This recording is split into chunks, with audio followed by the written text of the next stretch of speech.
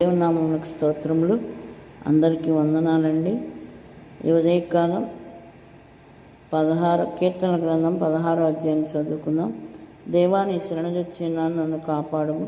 నీవే ప్రభుడవు, నీకంటే నాకు క్షేమాధారం ఏదీ లేదని యెహోవాతో నేను మనవి చేయుదును. నేను ఇలాగ అందును, భూమి మీద ఉన్న భక్తులే శ్రేష్ఠులు, వారు నాకు కేవలం ఇష్టలు. యెహోవాను విడిచి వేరొకరు అనుసరించి వారికి శ్రమలు విస్తరించును. వారు అర్పించు రక్తపానీయ అర్పణములు నేను అర్పింపను, వారి పేర్లు నా పెదవులను ఎత్తను. యెహోవా నా స్వాస్థ్య భాగము, నా పానీయ భాగం, నీవే నా భాగమును కాపాడుచున్నావు.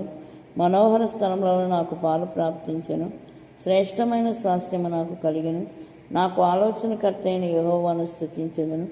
రాత్రి గడియలలో నా అంతరింద్రియం నాకు బోధించుచున్నది. సదాకాలం యెహోవా యందు నాకు గ్రహింపుచున్నాను.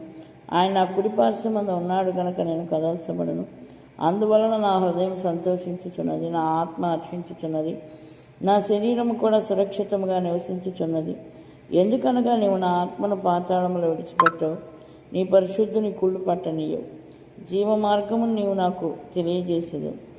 నీ సన్నిధిని సంపూర్ణ సంతోషము కలదు, నీ కుడి చేతిలో నిత్యం సుఖములు కలవు. ఆమేన్. దేవునికి స్తోత్రం, దేవునికి మహిమ. హల్లెలూయా, హల్లెలూయా. చూడండి, 16వ అధ్యాయం 7వ వచనంలో, నాకు ఆలోచనకర్త అయిన యెహోవాను స్తుతించెదను.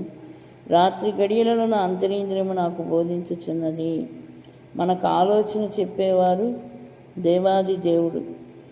ఆయన మనకు ఆలోచన చెప్పి మనల్ని ముందుకు నడిపిస్తున్న దేవాది దేవుని మనం ఏం చేయాలి? నిత్యము స్తుతించాలి, మొరపెట్టాలి. దావీదు మహారాజు దినములకు 7 మార్లు స్తుతించేవాడని మనం ఎన్నోసార్లు వాక్యము విన్నాం. మనం కూడా దేవుడు మనకి ఆలోచన ఇచ్చి మనల్ని ముందుకు నడిపిస్తున్న దేవాది దేవుణ్ణి మనం ఏం చేయాలి? ప్రతిదినము ప్రతి క్షణము స్తుతించే వారముగా ఉండాలి, మహిమపరిచే వారముగా ఉండాలి, ఆయన్ని ఘనపరిచే వారముగా ఉండాలి. రాత్రి గడియలలో నా అంతరింద్రియము నాకు బోధించుచున్నది. దేవుడు మనకు ఆలోచన ఇచ్చి మనల్ని ముందుకు నడిపిస్తూ ఉన్నాడు. ఆయన అంతరంగము, దావీదు మహారాజు గారి అంతరంగం అంట రాత్రిపూట కూడా బోధించుచున్నదంట.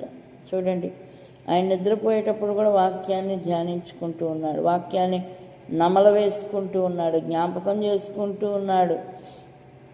మనం కూడా మనం విన్న వాక్యాన్ని మనం ఏం చేయాలి? నమలు వేసుకోవాలి, మళ్ళా వాక్యం చదువుకోవాలి, ధ్యానించే వారముగా ఉండాలి. మనకు ఆలోచన చెప్పి మనల్ని ముందుకు నడిపించే దేవాది దేవుణ్ణి స్తుతించే వారముగా ఉండాలి.